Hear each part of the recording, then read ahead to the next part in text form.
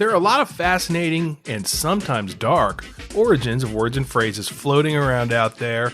This is the segment where we ask the question, can you truss it? Today's phrase, Saved by the Bell, has a potentially very macabre origin related to being buried alive. Back in the proverbial day, being buried alive was a real fear. Consider the following deathbed request from George Washington.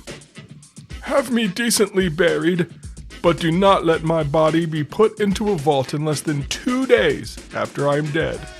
That's what I think that dying George Washington sounds like, apparently.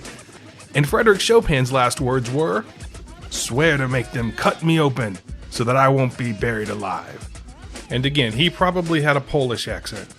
So the story goes that back in the day, when folks started running out of places to bury people, they would dig up the coffins, take the bones to a house, and reuse the grave. But horrifyingly, when they opened the coffins, every once in a while, they'd find scratch marks on the inside of the coffin, and they realized they had been burying people alive. So, in order to prevent this horrible fate, they began tying a string on the presumed corpse's wrist, which led up through the coffin above ground where it was tied to a bell. Someone would have to sit out in the graveyard all night and listen for the bell.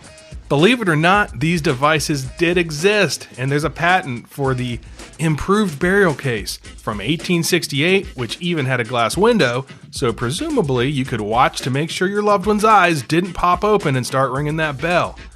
So can you truss it? No. Can't trust it.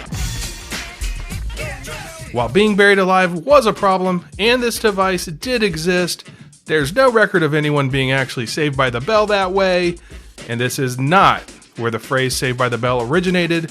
It also has nothing to do with Mr. Belding or A.C. Slater, as I once believed.